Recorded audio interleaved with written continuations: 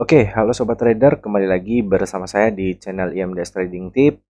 Nah, di video kali ini teman-teman kita akan sedikit ngebahas tentang trading ya. Jadi menyambung pertanyaan teman-teman kita di grup ya. Itu ada yang nanya tentang SL, TP. Saya akan jelaskan di video ini gitu ya. Simpelnya gini teman-teman, saya akan langsung masuk ke inti pembahasannya ya. Jadi, buat teman-teman pemula, sebelum teman-teman itu masuk ke dunia trading, pastikan teman-teman itu satu ya, pahami broker ya. Pahami broker, kemudian yang kedua itu buat risk management atau trading plan ya. Kemudian yang ketiga itu adalah pelajari market atau pasar. Kemudian yang keempat itu lakukan analisa. Yang kelima itu adalah atur take profit dan stop loss.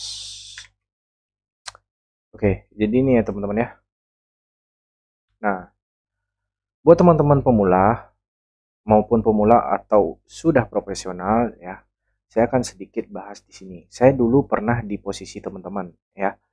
Jadi sebelum saya trading itu saya pernah di posisi teman-teman dan saya bisa jelaskan pengalaman saya kenapa eh, saya bisa konsisten di dunia trading gitu ya. Dalam artian saya tidak berpikir trading ini merupakan eh, pencarian utama saya ya. Jadi trading ini hanya pekerjaan sampingan saya teman-teman ya. Jadi mengisi waktu luang, kalau ada waktu, kalau ada momen saya open posisi, kalau enggak saya skip. Nah, jadi yang pertama yang teman-teman harus lakukan ya, buat pemula maupun profesional ya, teman-teman pasti yang namanya sebelum trading cari-cari broker dulu gitu ya. Nah, broker apa sih yang bagus? Kemudian gimana sih penilaian dari broker tersebut, kemudian banyak nggak yang pakai gitu ya. Intinya kalau teman-teman mau pakai eh, broker atau pilih broker, itu teman-teman harus lihat reviewnya terlebih dahulu ya, cari-cari di YouTube ya, kemudian background dari broker tersebut seperti apa, baru teman-teman mulai registrasi di situ, kemudian pelajari cara depositnya. Nah, kalau misalkan gampang dan mudah, teman-teman bisa gunakan ya. Nah, karena broker itu banyak, teman-teman, broker itu banyak, kemudian setiap broker memiliki kelebihan dan kekurangannya masing-masing. Ya, itu yang pertama. Jadi yang kedua, itu teman-teman sebelum ketika udah dapat yang namanya broker, kemudian yang kedua teman-teman buat yang namanya risk management ya atau trading plan. Nah, trading plan di sini seperti video-video saya sebelumnya, teman-teman per trade-nya itu harus dibatasi ya. Sehari misalkan 2 sampai 3 entry ya, kemudian TP dan SL-nya. Nah, itu akan kita bahas di nomor 5 ya. Nanti TP dan SL itu teman-teman harus atur gitu ya. Nah, kemudian kalau teman-teman udah buat risk management, teman-teman tidak boleh melanggar ya. Ibarat jadwal sekolah. Kalau pelajarannya hari ini itu bahasa Indonesia, besok itu PKN, teman-teman ya ambil yang bahasa Indonesia aja di hari pertama. Misalkan satu mata kuliah, ya kita ambil satu mata kuliah aja gitu ya. Jangan ambil lebih gitu ya. Jangan keluar dari trading plan ini gitu ya. Itu simpelnya. Kemudian kalau udah teman-teman buat yang namanya risk management atau trading plan ya, per trade-nya berapa, take profit-nya berapa ya, teman-teman baru pelajari market atau pasar yang akan teman-teman tradingkan gitu ya. Baik itu currency ya, kemudian forex dan lain sebagainya, teman-teman pelajari marketnya. Gimana cara mempelajari marketnya? Ya teman-teman baca-baca dulu ya. Kalau teman-teman main di cryptocurrency ya, kripto, teman-teman lihat background dari misalkan teman-teman BTC, ya pelajari BTC itu sedang bikin tentang apa gitu ya, project-projectnya. Teman-teman harus pahami juga ya. Kemudian analisa juga di sana tuh planning ke depannya itu seperti apa, menguntungkan nggak, kira-kira naik nggak harganya. Seperti itu gitu ya. Kalau misalkan di forex, beda cara menganalisanya teman-teman ya. Teman-teman itu harus rajin baca berita, kemudian teman-teman lakukan analisa. Kita langsung masuk ke poin 4 ya, lakukan analisa. Nah, analisa di sini teman-teman ya, analisa di sini itu teman-teman banyak banget cara untuk menganalisa. Yang penting teman-teman itu pahami support dan resisten. Teman-teman bisa banyak browsing atau cari di YouTube yang lain ya. Support dan resisten itu seperti apa? Simpelnya itu seperti ini. Kalau misalkan saya sedang jelasin ini teman-teman ya. Simpelnya gini. Teman-teman kan lihat market seperti ini ya. Ini kalau dia di atas ya, untuk gini ya. Nah, ini saya gambarkan seperti sisa gini ya. Oke. Nah, yang di atas ini selalu yang namanya resisten. Yang di bawah ini namanya support. Simpelnya itu, ketika dia membentuk support ya, dia akan membentuk sebuah resisten. Ketika dia membentuk sebuah resisten, dia pasti akan membentuk sebuah support gitu ya. Kalau misalkan teman-teman masih bingung melihat ini, teman-teman bisa ganti aja ya indikatornya ini rubah jadi garis ya. Di sini sudah terlihat ya, di sini akan terlihat seperti ini. Nah, gampangnya di sini resisten, resisten, support, support ya. Sangat simpel teman-teman ya. Sebenarnya trading itu hanya dua ya. Pelajari support dan resisten aja ya. Karena apa? Karena ketika dia menyentuh harga tertinggi, maka dia akan melakukan pemantulan. Ketika dia ngebreak harga tertinggi, maka dia akan membentuk harga baru ya yang jauh lebih besar daripada harga sebelumnya ya. Simpelnya seperti itu. Ini pelajaran dasar banget teman-teman. Jadi saya nggak akan jelaskan di sini karena untuk mempersingkat waktu ya. Jadi ini secara gambaran secara simpelnya aja. Jadi teman-teman jangan dibawa pusing ya. Pelajari 5 poin ini aja. Nah, kemudian lakukan analisa itu banyak banget caranya. Seperti kita masukkan indikator ya. Di sini kalau saya gunakan TradingView, di sini tuh banyak banget pilihan indikator teman-teman ya. Jadi tinggal dipilih salah satu, kemudian pelajari cara entry-nya seperti apa, misalkan seperti ini ya. Teman-teman pelajari ya, cari nama indikatornya, kemudian pelajari cara open posisinya seperti apa gitu ya. Nah, ini simpelnya. Kalau teman-teman mau menganalisa secara apa namanya? Secara pribadi atau tanpa menggunakan bantuan indikator, teman-teman bisa uh, pelajari yang simpel-simpel aja ya. Yang biasanya pemula banyak gunakan itu adalah momen breakout gitu ya. Momen breakout itu seperti apa? Nah, seperti ini teman-teman ya. Teman-teman cari dulu market yang lagi sideways, misalnya seperti ini ya.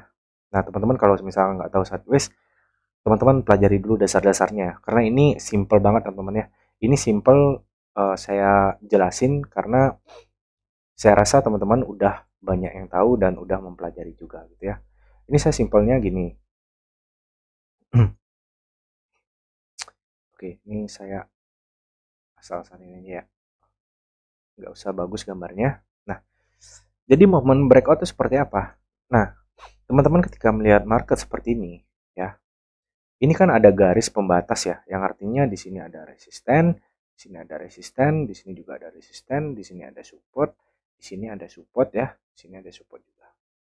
Ketika dia ngebreak area resisten di sini ya, area resisten sini, dia ngebreak di sini, close ya, teman-teman ya. Kemudian arah market langsung tembus ke atas ini artinya dia sudah membentuk harga baru ya, yang artinya market ini sudah berubah arah yang tadinya hanya berkutik di antara kota ini, kemudian dia keluar dari kota ini, yang artinya arah market sudah keluar. Dia akan mencari yang namanya resisten sebelumnya di sebelah sini.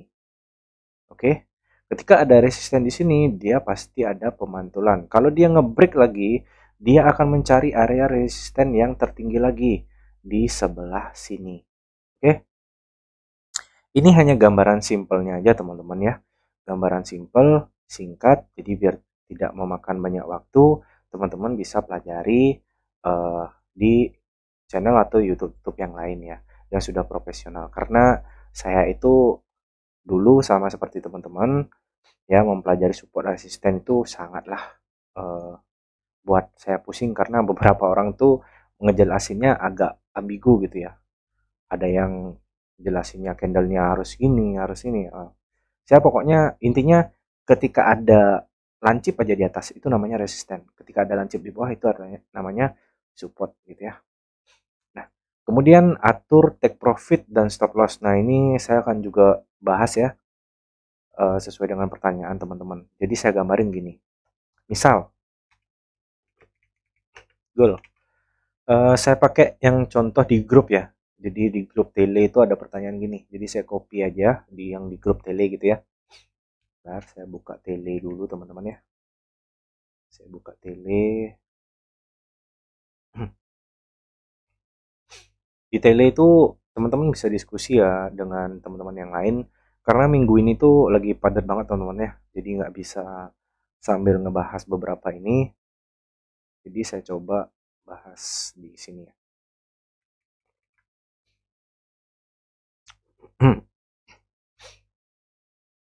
Oke, di sini teman-teman. Semisal nih ya, saya akan buat seperti ini ya. Oke, nah ini pembahasannya ya. Nah pertanyaannya, SL-nya lebih gede dari TP-nya. Nah ini ya teman-teman ya. SL-nya, yang ini ya SL ya. SL lebih gede daripada TP-nya. Oke, hit TP 3 kali. Nah, hit TP 3 kali ini saya bingung bang. Jadi kalau misalkan kena SL sekali habis. Nah, hit TP itu gini teman-teman ya. Simpelnya gimana saya jelasin ya.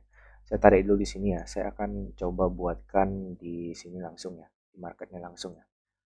Nah, gini teman-teman ya. Semisal saya buy di sini ya. Nah, ini ya. Ini ada target di sini ya. Misal saya pasang stop loss di sini. Oke.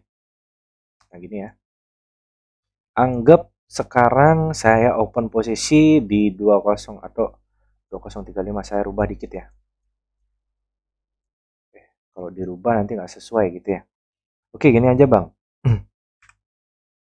Goal sell 2045 gitu ya. TP-nya di 2042. Jadi ini cuma 30 pips ya. 30. Oke. Kemudian SL-nya teman-teman, ini itu lebih banyak daripada TP-nya.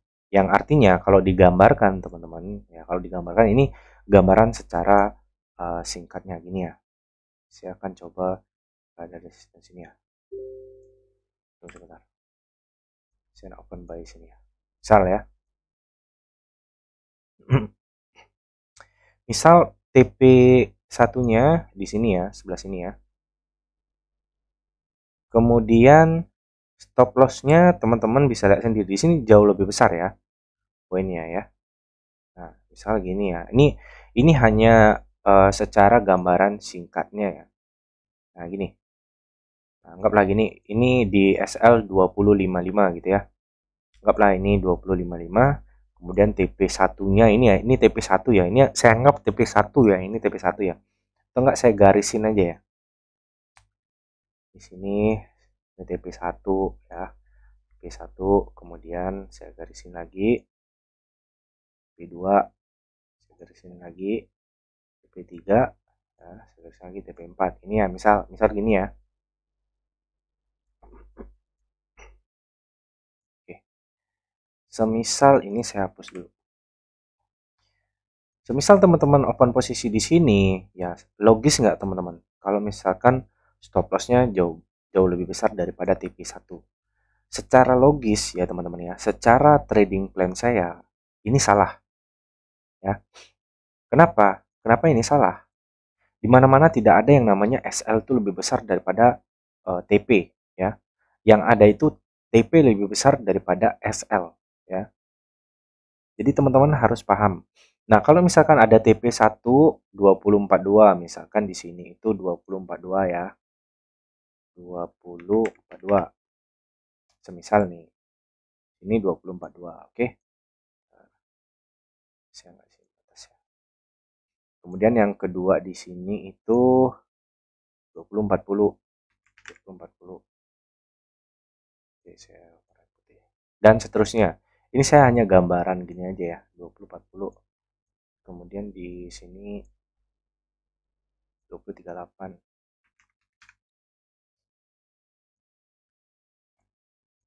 Itu. Oke.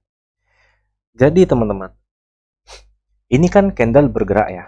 Kalau misalkan candle ini menyentuh ini ya 20.42, teman-teman itu udah profit. Ya, memang udah profit. Tapi kalau teman-teman belum close marketnya atau belum di close orderannya, teman-teman masih bisa kehilangan atau nggak jadi profit gitu ya. Jadi semisal market ini menyentuh ini, teman-teman nggak close nih, misalnya nggak close ya, nggak di close order. Ini masih berjalan, teman-teman memang masih profit. Tapi ketika market turun lagi ke sini ya, itu teman-teman udah loss ya, nggak jadi profit. Karena apa? Teman-teman masih nunggu sampai ketemu TP2. Misal, teman-teman nggak mau close di TP1 gitu ya, ini ditolak gitu ya. Nggak mau TP di sini, maunya di TP2. Oke, kita gambarin gini. Sekarang, eh, eh, sekarang teman-teman bisa lihat sendiri ya. Ini candle ya, ini candle. Ini candle teman-teman. Dia bergerak ke arah harga 20.42. Yang artinya ini masih belum mendekati 20.40 atau arah harga di 20.40. Kalau teman-teman masih nunggu ya, meskipun misalkan candle ini sudah lewat di sini ya, teman-teman nggak close, itu nggak akan profit ya. Nggak akan teman-teman dapatkan hasilnya. Karena apa? Perdagangan masih terbuka sampai teman-teman close sendiri ya. Atau teman-teman mau pasang TP gitu ya di sini ya. Jadi kalau misalnya nggak kena TP ini, tiba-tiba market turun ke sini dan kena SL, sudah dipastikan teman-teman loss ya. Makanya penting sekali teman-teman itu mempelajari yang namanya ini, buat risk management ya, berapa profitnya, berapa lossnya gitu ya. Kalau teman-teman nemu yang seperti ini ya, nemu yang seperti ini, teman-teman lebih baik skip. Kenapa saya bilang skip? Karena gini, di mana-mana teman-teman ya, kalau saya trading itu nggak ada yang namanya kayak gini ya. Loss itu apa namanya, SL itu lebih besar daripada TP-nya. Yang ada saya itu seperti ini ya. Nah, gambarannya gini. SL itu di mana-mana lebih kecil. Kenapa? Tingkat risiko yang saya mau itu memiliki nilai yang cukup kecil dibandingkan dengan profit ya. Kalau teman-teman SL-nya lebih gede ya, kayak gini, udah skip aja, jangan dipakai ya. Dalam artian kalau misalkan seperti ini teman-teman ya, ini sangat risk banget teman-teman. Itu tradingnya nggak sehat. Karena apa? Ya, teman-teman itu apa namanya, memiliki risiko yang sangat besar tapi TP yang sangat kecil ya. Nggak masuk di logika kita. Minimal trading itu 50-50 atau dalam di sini di perolehannya rasio risikonya itu 1:1 gitu ya. Jadi 50-50, profit 50, stop loss 50. Jadi kita ngikutin arah market yang ini. Kalau dia kena TP1 duluan, ya udah teman-teman, kalau misalkan udah mau close ragu akan dia kena TP2-nya, ya udah di close aja di TP1 gitu ya. Bukan dalam artian kalau misalkan TP1, TP2, TP3 kena teman-teman profit 3 kali, enggak gitu ya teman-teman ya. Jadi itu beda teman-teman ya. Kalau misalkan TP1 kena teman-teman nggak close ordernya, ya nggak akan profit. Karena dia teman-teman tuh nunggu TP2, nunggu candle ini menyentuh harga di 20.40. Tapi kalau teman-teman close di sini udah profit, tapi perdagangan sudah selesai. Nggak ada yang namanya nunggu TP2 atau TP3 gitu ya.